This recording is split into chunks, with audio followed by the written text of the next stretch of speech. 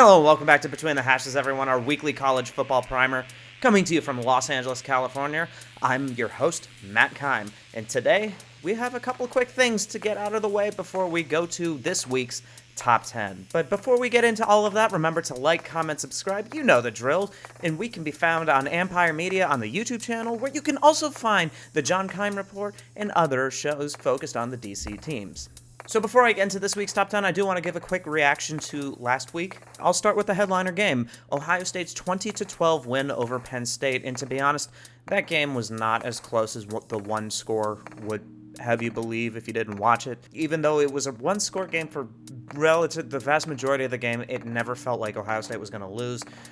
Penn State didn't run a single play in the red zone until the end of the game with something like 40 seconds left. They went 0 for their first 16, or I think 15 third down conversion attempts on offense and didn't get that one that bring them up to 1 in 16. That didn't happen until the last 40 seconds of the game.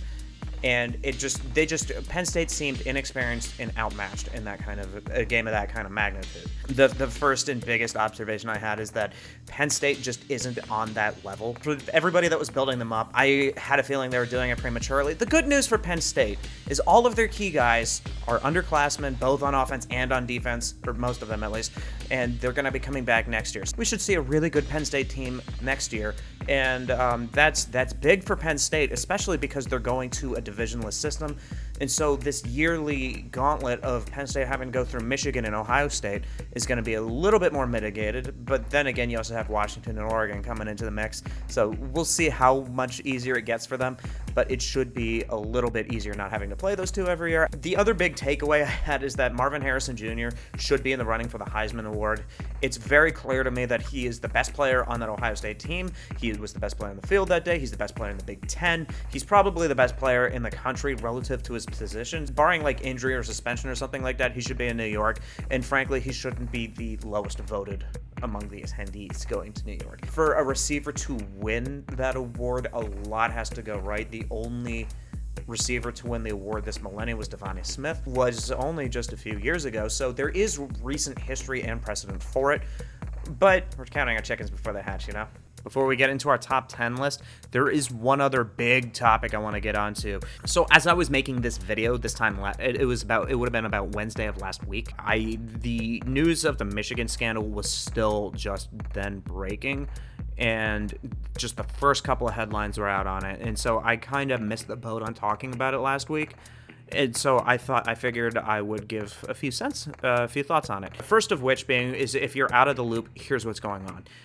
The Michigan football team is under scrutiny right now for allegedly performing advanced scouting of not only other Big Ten opponents, but potential playoff opponents over the course of the last few years, correlating to their recent dominant run in the Big Ten. 2 straight playoff appearances, 2 straight wins over Ohio State, 2 straight Big Ten championships. This centers around a staffer who has been involved with the program in one way or another, dating back to at least Devin Gardner's days there. A guy named Connor Stallions, who is like a former logistics officer for the Marines, who's also a super fan of Michigan, to the point where he wrote like this 600-page essay, manifesto, article on his vision for the Michigan football program. Devin Gardner was on record as saying that this guy hanging around the team as consistently as he was a little creepy and off-putting. Others seem to have a better relationship with him. At any rate, he was reportedly a volunteer with the program from 2015 to 2021 and was brought on as a full-time assistant after that. And so this guy is employed by the program. And what they're accused of doing is that he is accused of running basically this large network of having people attend games all over the country. To date, there are at least 8 Ohio State games, 5 Nebraska games. And like I said, there were out-of-conference potential playoff opponents games. And so it's confirmed that he or people involved with him attended a couple Tennessee games last year, like the Kentucky-Tennessee game, and then there's rumors of them doing the same thing to Clemson and a couple of others. What they were reportedly doing is filming the sidelines of their espionage targets to look for signs and signals from the coaching staff. Players can't have radios in their headsets, and so what coaches do to keep the tempo going is they have like this elaborate system, and almost every school in the country does this, is they have like these elaborate signs that they hold up with nonsensical symbols, but they're all coded to let the players on the field know what to do. And these people's jobs was to spy on these signs and decipher them ahead of time, and then inform the Michigan program. And it was even suggested that this guy, Connor Stalions, he's been videoed and photographed as hanging around either the offensive or defensive coordinators for Michigan and assisting with the play call, depending on what side of the ball Michigan was playing at that moment. There was one case where a TCU coach confirmed that he saw this guy holding a laminated sheet containing these stolen signals from TCU on the other sideline during the playoff game last year. TCU is an interesting one because the moment it was announced TCU was playing Michigan, Sonny Dykes has reported having coaches from all over the country calling him to warn him that this was going on. And so because there were about 3.5 weeks between the playoff being announced and the game being played, they actually had enough time to change their signals, and which threw off the Michigan defense. The other big thing to know is that this kind of advanced scouting is not legal in college football. You're not allowed to scout the games in person. You're certainly not allowed to do it with the intention of stealing signals and signs and things like that. Stealing signs is something that has been going on forever in college. It's kind of considered a sort of gamesmanship where if you can figure out the other team's signals, you can relay that to, during the game, you can base your halftime adjustments or whatever around it. Clemson, especially like Brent Venables, was notorious for doing this. As far as we know, it was only within the context of doing it during the game or scouting with the stuff that they legally have access to. It's a little bit different than, say, like what the Patriots got accused of almost 20 years ago now. It's somewhere between where the Patriots did and like what the Astros did a few years ago. Soapbox moment, the Astros should have their World Series revoked. I will die on that hill. Manfred did not go far enough in punishing them. This entire story is as bizarre as it is wild because there's still information coming out about this. Ohio State confirmed that this guy attended their games as early as the Minnesota-Ohio State game in 2021, which was the season opener. It was C.J. Stroud's first game. This assistant was reported to have been there spying on them. The entire investigation got kicked off because almost the entire Big Ten complained about this to the conference, and then a private firm got their hands on Michigan's servers, and so there's like private investigators. The FBI was rumored to be involved. The NCAA is rumored to be involved. The rumors about this all go even a step further. One of the rumors that ignited this whole thing came from a Tennessee fan site, and there's rumors that Michigan was also trying to game who they played in the playoff by assisting opponents of potential by trying to encourage upsets of potential opponents. So one of the games they're rumored to have done this with is like the South Carolina-Clemson game from last year. That last part is still just a rumor. So what I'm going to say outside of that quick little recap of what's going on is that a lot of this stuff, this is a very fluid situation. It's very, as with any rapid developing scandal in like a 24-hour news cycle,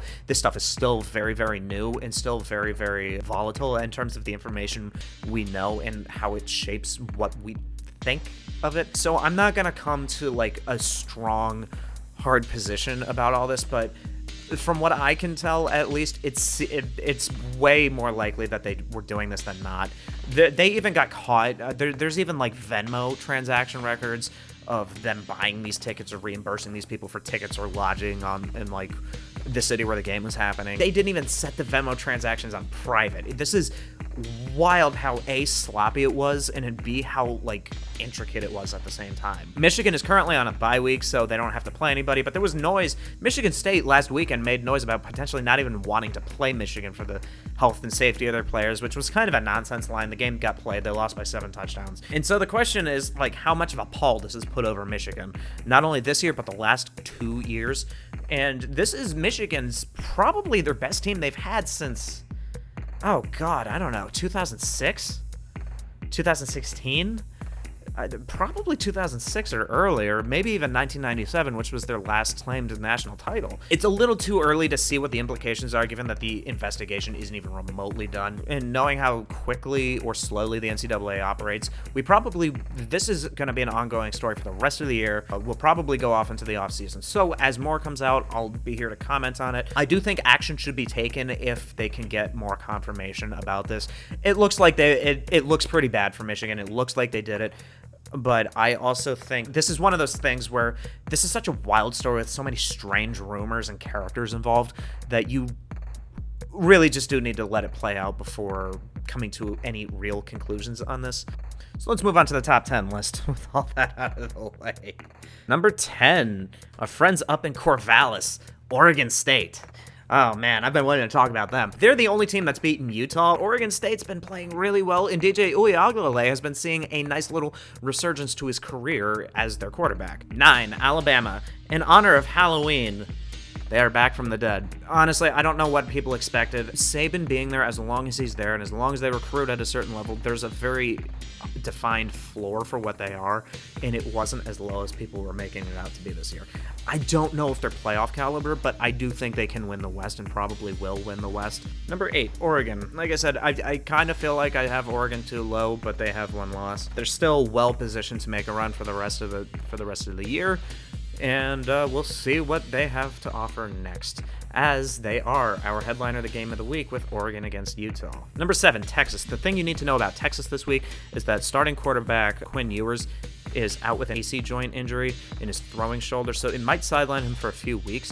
There are also rumors hanging around that their second string quarterback is dealing with a back issue, which means if that's true, we might see Arch Manning this weekend or sometime soon.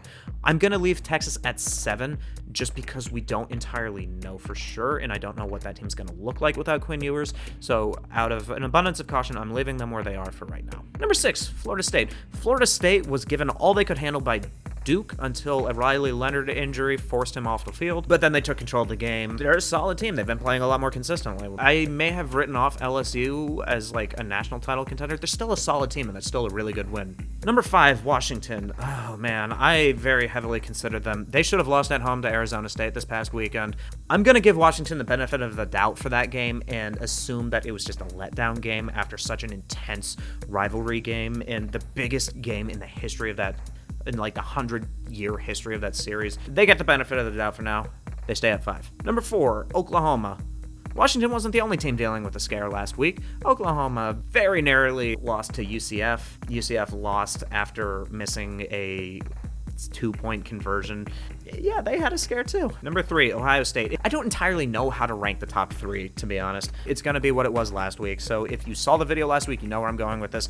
Ohio State has the best resume in the country in terms of wins. They have 2 top 15 wins, 1 top 10 win according to the AP poll, one of which was on the road. Marvin Harrison Jr. is a Heisman contender. Kyle McCord is solid, if not amazing. The offensive line issues still remain to be issues, and the other big thing for Ohio State is just injuries. Can they overcome those, or will they succumb like they did last year? It's them or Michigan in the Big Ten once more, and so Saturday after Thanksgiving is going to decide a lot this year. Number 2, Michigan. I have spoken all I have to say about Michigan this week. They're off. I've just spent several minutes talking about the scandal. They're still at number 2 because I don't quite know how to assess them right now. Number 1, speaking of teams I don't know how to assess, this might be just because the name's on their jersey. I want to see what Georgia can do without Brock Bowers before I move them up or down. They actually do have some challenging games coming up. Missouri turned out to be a lot better than we all estimated, and that game's coming up soon. Ole Miss is still hanging around, so they will actually get tested a couple times in the next few weeks, and so we'll see what they're made of. So there you have it. That's my top 10 list.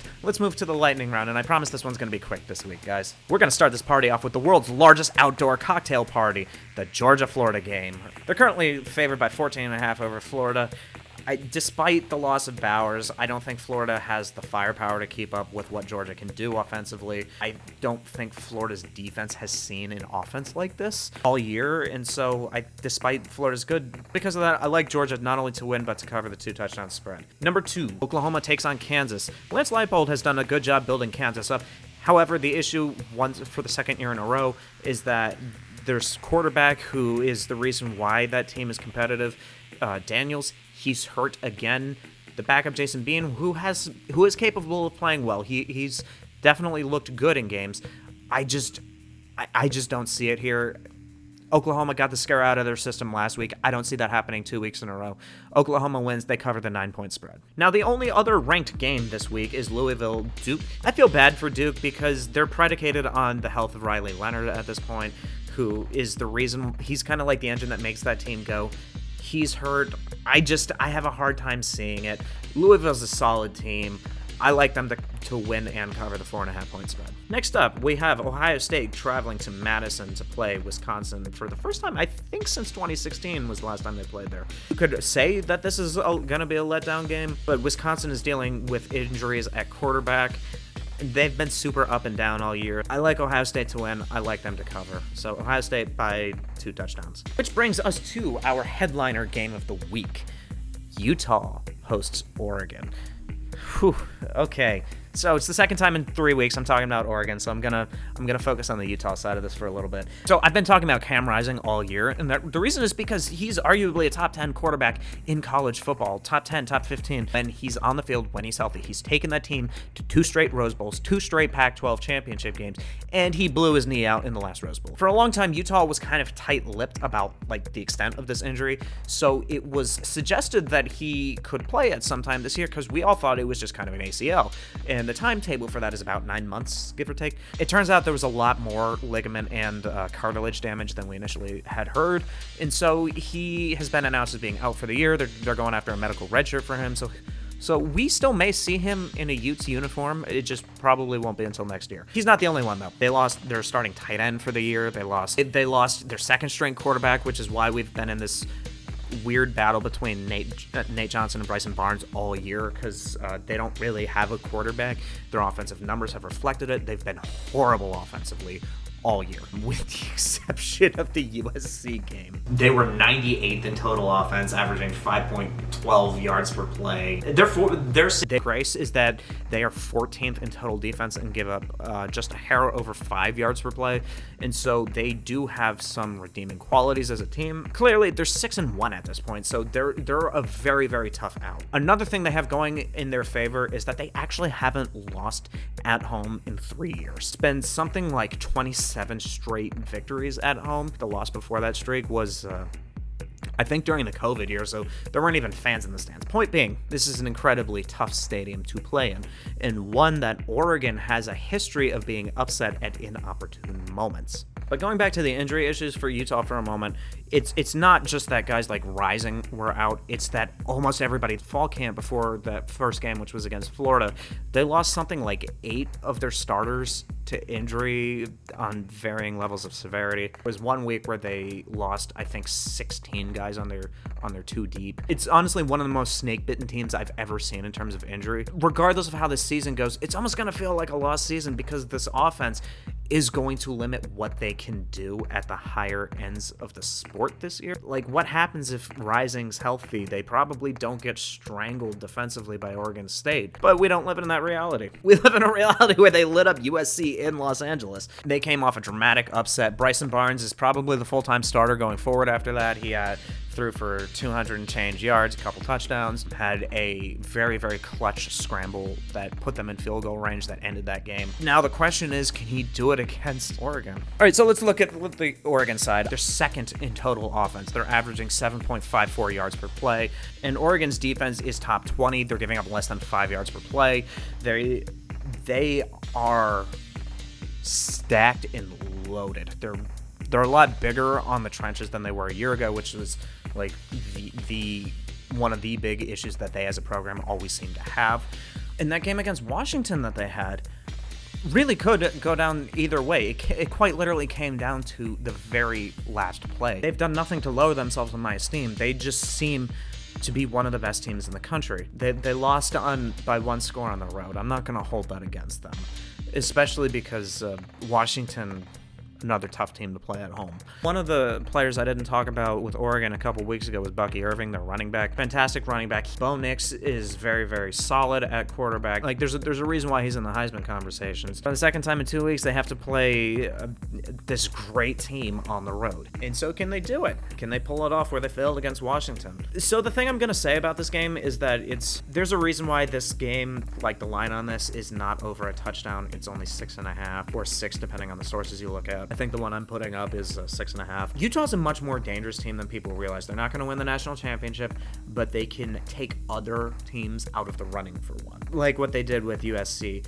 The problem is that I just have a hard time seeing Utah hang in there offensively. Oregon's defense is for real. They're legit. They're solid. Sure, Penix ran wild on them, but it's Penix. Bryson Barnes is not Michael Penix. It's a little hard for me to see him even putting up numbers similar to what he did last week against USC's defense, because that defense is horrid. What Utah has to do to win this game is to make the game shorter, limit possessions, longer drives, longer sustained drives. I just don't know that they will be able to do that consistently enough to overcome both sides of this Oregon team. Just because I respect what Utah is, what Kyle Whittingham is doing there, I'm going to give them the cover and say Utah covers, but Oregon wins in a game that scares the hell out of the Oregon fan base and gives even neutral fans a heart attack watching it. Oregon go in there, they get it done, and they do something that nobody in a couple years has done and win in Utah. And that's all I have for you guys this week. Thanks for sticking with me on this one. If you agree with my picks, let me know in the comments. Remember, stick around for updates on the Washington Commanders as they try to salvage their season this weekend against the Eagles with the John Keim Report. And you can find that on Ampire Media here on YouTube or wherever you get your podcasts. Thanks, guys, and enjoy the games.